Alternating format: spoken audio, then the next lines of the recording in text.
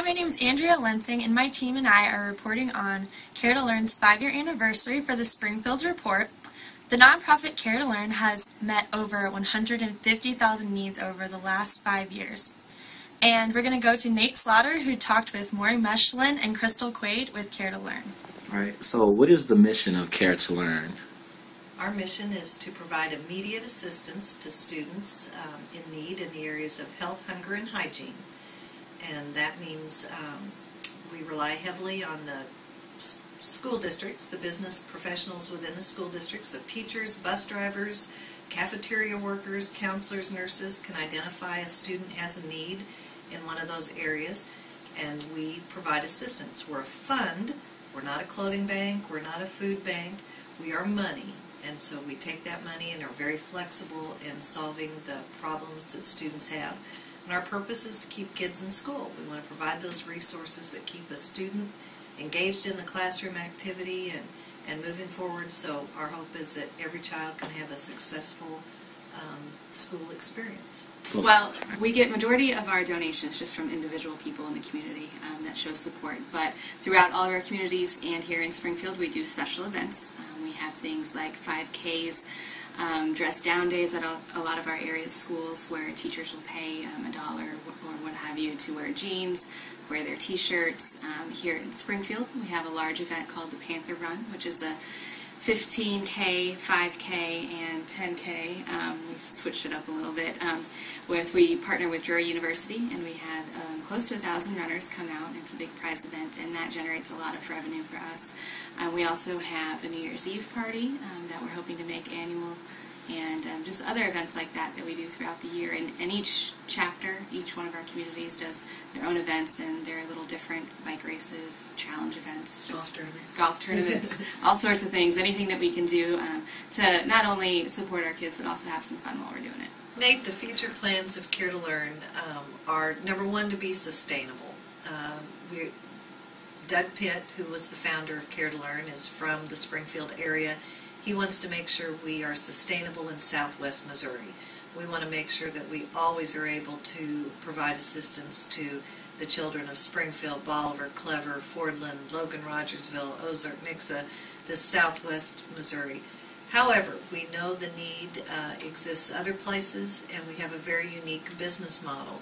So we are looking, for instance, at our sister city in Tlaquepaque, Mexico, to see if we can help them with a Care to Learn chapter.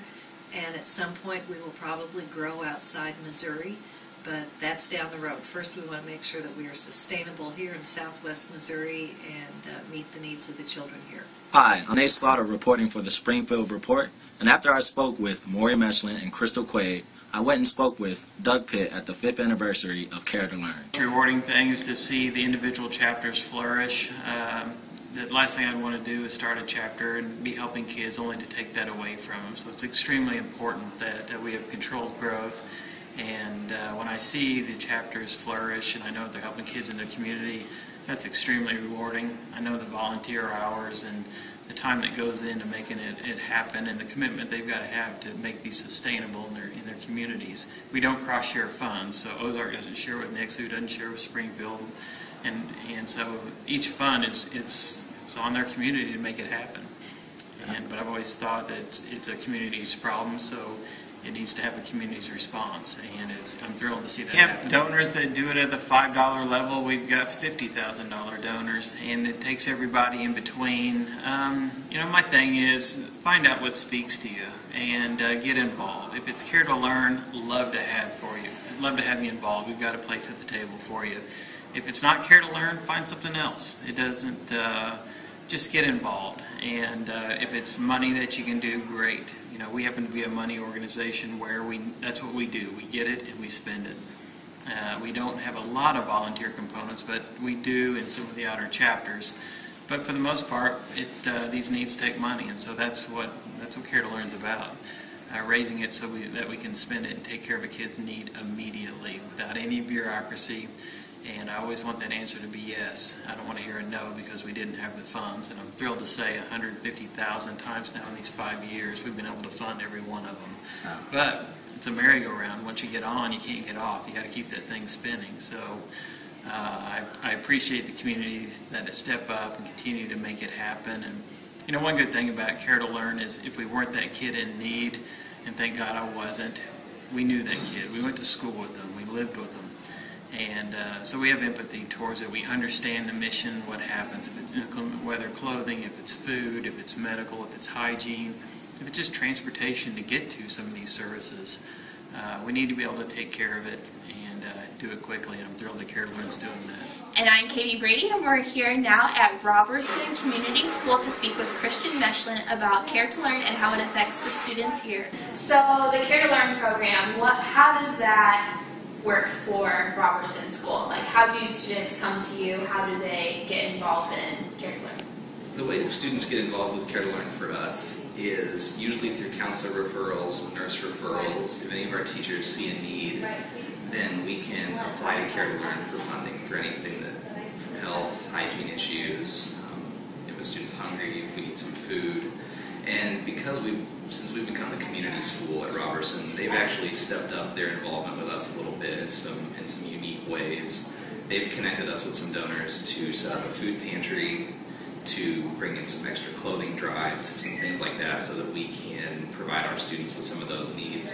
They've also stepped up and met some of our transportation needs for some of the initiatives that we've started here as the community school to get our students to doctor's appointments, to some of the health issues we've had, things like that. So, are those programs initiated by you all, or is that initiated by them? Those programs, a lot of the support services that we offer as a community school are initiated by us, and then we can go to Care to Learn and say, we have a new program that we're going to be starting that deals with one of your hot button issues, health, hunger, hygiene, and they've stepped in and offered us some funding to help out provide supports in that area. Okay, so a teacher or a counselor, somebody fills out a piece of paper and then they bring it to you, and they actually can just send them directly to Care to Learn. It doesn't have to go through me in any way. The only things that have to go through me are some of the programs. Yeah, right. They're funding a program for us, like our food pantry. If they're providing us funding for things like clothing, then that usually goes through me. But if it's just an emergent student need where our nurse sees that a kid needs medication, or our counselor sees that a family's going hungry on the weekends, then they can just go directly and send the voucher into Care to Learn. They can fax it over to their office and they'll take care of it. How do you see this program affecting individual students? How does it help them? What kind of changes do you see in them?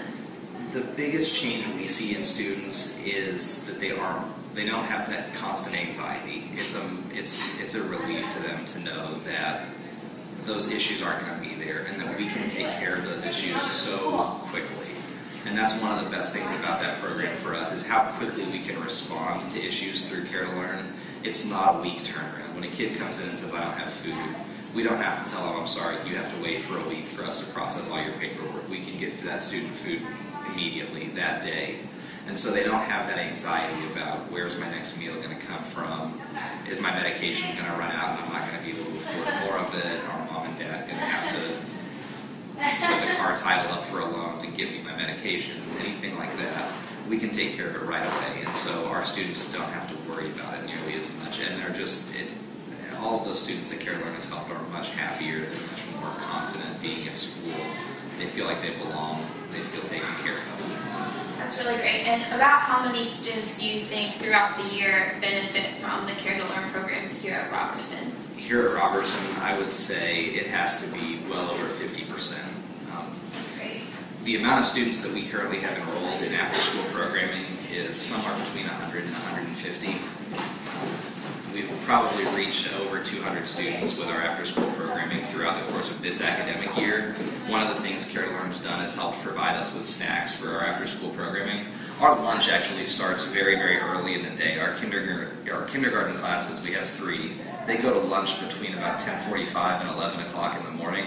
Our after-school programming can run up until 7 in the evening. That's a long day for those kids to go after lunch without anything to eat. If they're staying for Scouts, which is our latest program, from 6 to 7, that's a long time. So Care to Learn has actually been able to help us provide snacks for those students who are here so that they have something to eat. So the reason I would send people to Care to Learn over some of the other the myriad of organizations available in Springfield is the response time and the certainty that that money is going to be put towards 100% towards helping students in Springfield, essentially.